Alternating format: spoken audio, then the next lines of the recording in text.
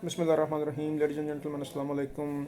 This would be the first video session of the YouTube channel which I started earlier this year, and I thought I have some international audience as well, so why I should not make a video for them who are fluent in English and who only can understand the international language rather than Urdu. And the topic which I am going to discuss today, it's also very much medical as well as the biological in nature, and rather this would be the classical example of the medico-legal topic, and medico-legal jurisprudence would be involved here. The topic is the law in Pakistan regarding the transplantation of the human organs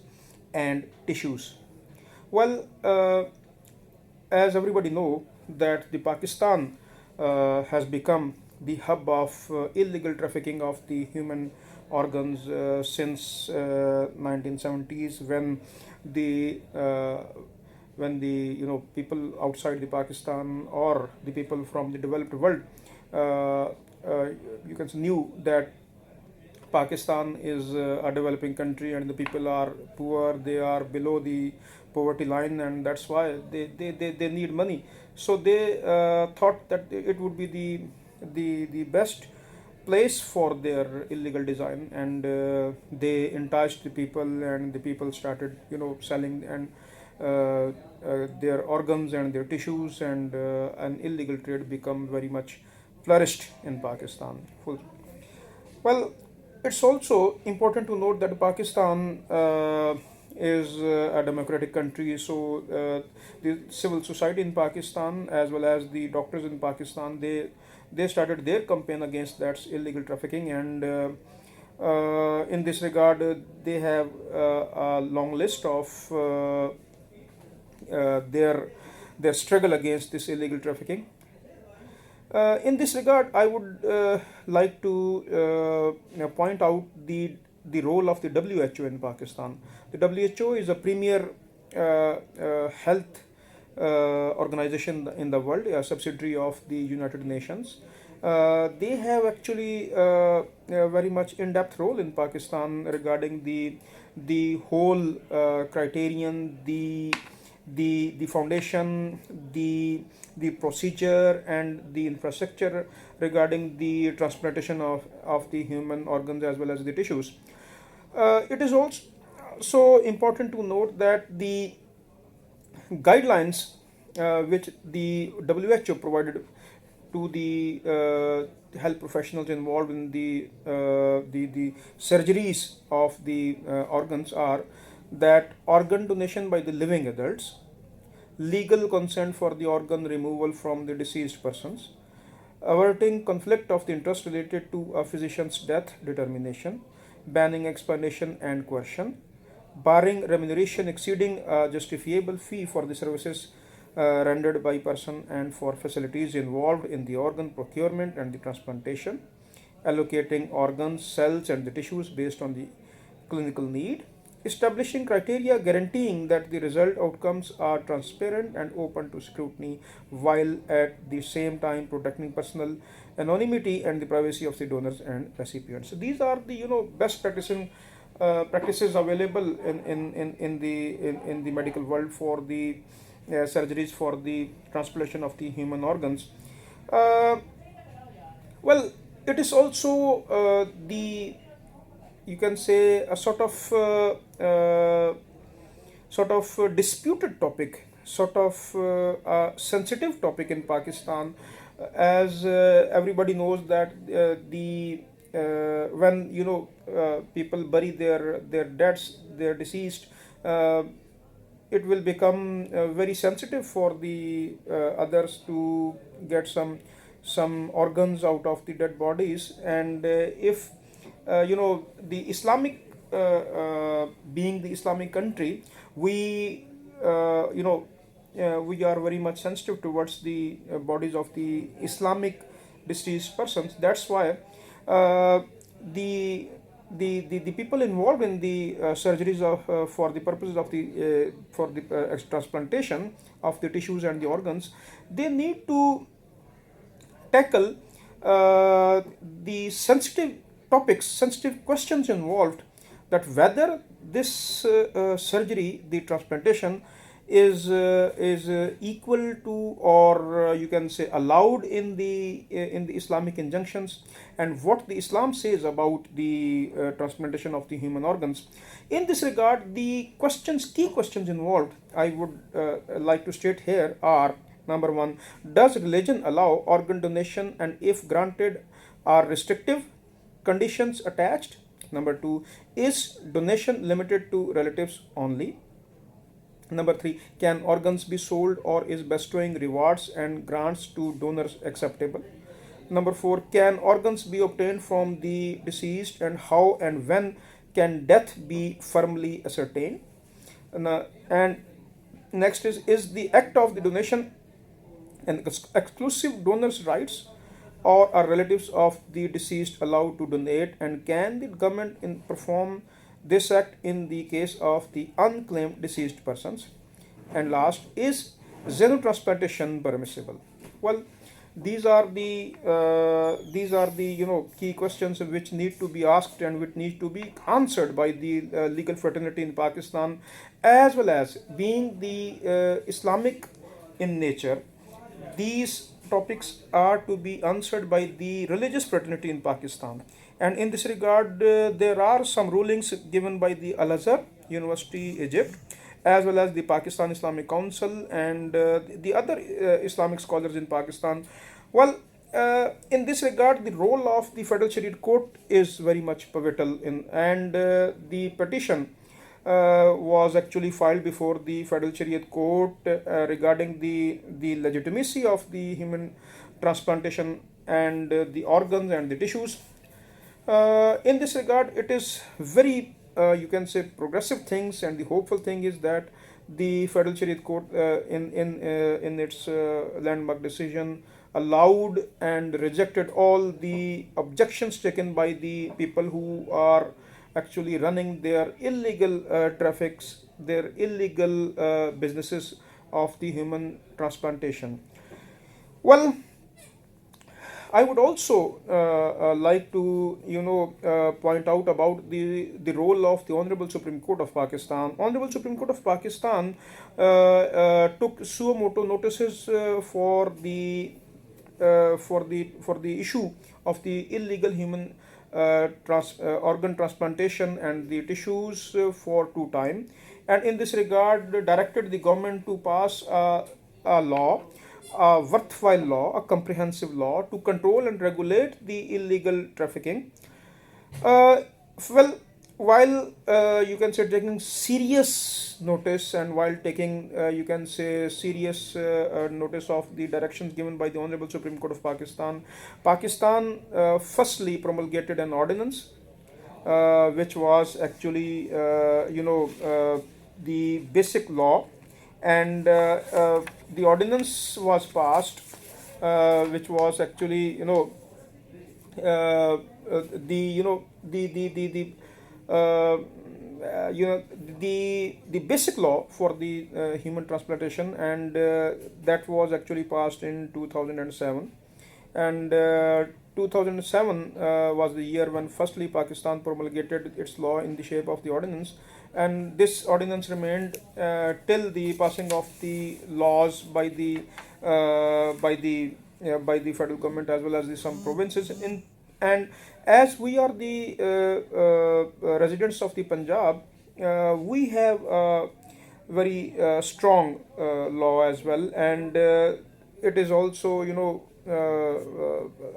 the Punjab who is following the guidelines given by the federal government, and the federal government passed later on the act which is called the Transplantation of the Human Organs and the Tissues Act 2010.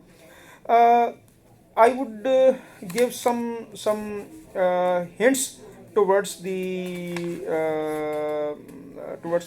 law passed in 2010, which is a landmark law, and it states that The purpose of it is called the whereas it is expedient to provide for the regulation, removal, storage, and the transplantation of the human organs and the tissues for the therapeutic purposes and for matters connected therewith or ancillary thereto. Well, it is a small enactment and comprising only of 18 sections, but it has a huge impact. It has an impact over the organization, the procedure, the control, the regulation of the transplantation of the human organs and the tissues.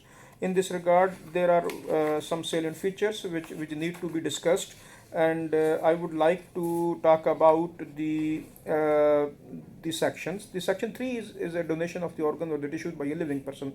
Very important section. Notwithstanding anything contained in any other law for the time being in force, a living donor who is not less than 18 years of age may during his lifetime voluntarily donate any organ or tissue of his body to any other living person genetically and legally related who is a close blood relative, and the donation of the organ or the part of the tissue by such person for therapeutic purposes shall be regulated in the manner as may be prescribed. In the case of regenerative tissue stem cells, there is no restriction age between siblings. Explanation. For the purpose of this section, the expression close blood relative means parent, son, daughter, sister, brother, and includes spouses. Provided that transplantation shall be voluntary, genuinely motivated, and without any duress or coercion. In case of non-availability of a donor, as explained under subsection 1, the evaluation committee may allow donation by non-close blood relatives after satisfying itself that such donation is voluntary. Well, the other important provision is section 4, which is donation of the human organ or tissues after death. Any person who is not less than 18 years of age may, before his death, in writing, duly signed and verified by the respective evaluation committee, donate any of his organ or tissue for the transplantation and for his purposes, may authorize any medical institution or hospital duly recognized by the monitoring authority. The cases of unclaimed brain death hospitalized patients shall be presented to an evaluation committee for transplantation after an intense search for their relatives within 24 years. Well, the much talked about evaluation committee has been enshrined in section 5. What is evaluation committee? The evaluation committee shall, that would be actually an evaluation committee, and the subsection 1 of the section 5 says, as soon as may be after the commencement of this act, the government by notification in this official gazette appoint as many evaluation committees as may be necessary, which shall consist of a surgical specialist, a medical specialist, a transplant specialist, a nephrologist, and a neurophysician and an intensivist were available, and 2 local notables having a good record of the social service. What evaluation committee would do in case of need? The evaluation committee shall A. Ensure that no organ or tissue is retrieved from non-related living donors without the prior approval of the evaluation committee. Determine brain death of a person, determine propriety of removal of a human organ from a living person using brain death protocol to be formulated, and D. Determine fitness or otherwise for transplantation of a human organ into any other body. Well, the next important topic would be the monitoring authority. Well, there are 2 organizations. One is called evaluation committee and the second is monitoring authority, which are being mentioned by this law and which have been given specific roles, and this monitoring committee has been enshrined in section 8. The government shall by notification in the official gazette constitute a monitoring authority consisting of the following: Ministry of Health or nominee of the chief chairperson. Number 2, secretary to the government health department, member and secretary. Secretary to the government home department of this representative not below the rank of the additional secretary. President Transplantation Society of Pakistan or his nominee. Executive Director Pakistan Medical Research Council or his nominee. President Ophthalmology Society of the Pakistan. President Pakistan Medical Association of Pakistan or his nominee. President Pakistan Society of the Gastroenterology or his nominee.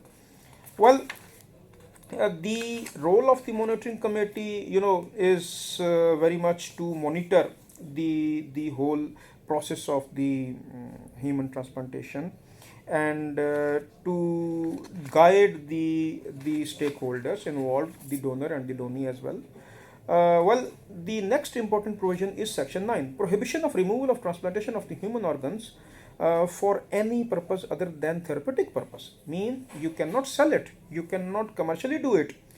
Number 10, punishment for removal. The most important thing for the legal professional and for the medical professional is, because both are involved in the process of the human organ transplantation, and this section 10 says punishment for removal of human organ without authority. Whoever renders his services to or at any medical institution or hospital, and who for the purposes of transplantation conducts, associates with, or helps in any manner in the removal of any human organ without authority, shall be punished with imprisonment for term which may extend to 10 years, and with the fine which may extend to 1 million rupees. And subsection 2, where any person convicted under subsection 1 is a registered medical practitioner, his name shall also be reported to the Pakistan Medical and Dental Council for appropriate action, including removal of his name from the register of the council for a period of 3 years for the first offence and permanently for the subsequent. Means if a person who is a culprit of the offence under section 10 of this act would be suspended if he is a medical practitioner for 3 years, and for the life permanently if he repeats the offence. 11, section 11, punishment for the commercial dealing in human organ. Well, it's very important. Whoever makes or receives any payment for the supply of, or for an offer to supply any human organ. B, seeks to find a person willing to supply for payment of any human organ. C, offers to supply any human organ for payment. Or D, initiates or negotiates any arrangement involving the making of any payment for the supply of, or for an offence to supply any human organ. Takes part in the management or control of the body of the persons, and publishes or distributes or causes to be published or distributed any advertisement inviting person to supply for payment, offering to supply any human organ, indicating that the advertiser is willing to initiate, shall be punishment with imprisonment for a term which may extend to 10 years and with fine which may extend to 1 million rupees. Section 12, punishment for contravention of any other provision of this act. It shall be punished with imprisonment for a term which may extend to 3 years or with fine which may extend to 300,000 rupees or both. Offences by companies. Where any offence punishable under this act has been committed by a company, its chief executive or director or any other person who at the time the offence was committed was in charge shall be liable to be proceeded against the punished accordingly, provided that the company shall be liable to pay fine only, provided further that nothing contained in this act shall render any such persons liable to pay punishment if he proves that the offence was committed without his knowledge. Cognizance of the offence. No court inferior to that of the magistrate of the first class empowered under section 30 of the Code of Criminal Procedure shall try an offence punishable under this act. No court shall take cognizance of an offence under this act except on a complaint in writing made by a monitoring authority or secretary against an aggrieved person. Section 3, notwithstanding anything in section 32 of the Code of Criminal Procedure, it shall be lawful for a magistrate referred to in subsection 1 to pass any sentence authorized by this act, even if such sentence exceeds his powers under the said section. Well, and specifically it has been declared non-bailable. Notwithstanding this is subsection 4 of the section 14 says, notwithstanding anything in this Code of Civil Procedure Act, the offences punishable under this act shall be non-bailable. It's very important to note. Since these are some salient features which are necessary to be discussed regarding the whole scene, the whole you can say scenario of the transplantation of the human organs and the tissues involved in Pakistan, and keeping in view the illegal trafficking, the you can say inability and the disability of the people to understand the sensitivity of the that matter, and the you can say incompetency of the medical professionals. This law need to be discussed more and more, and this law need to be implemented with full vigil.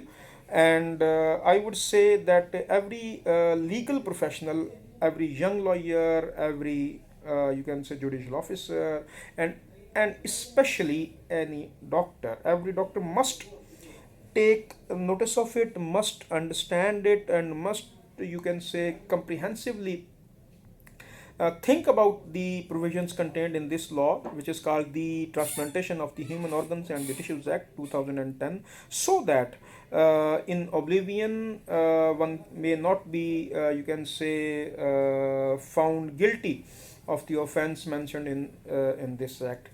Well, this is going to be a long video.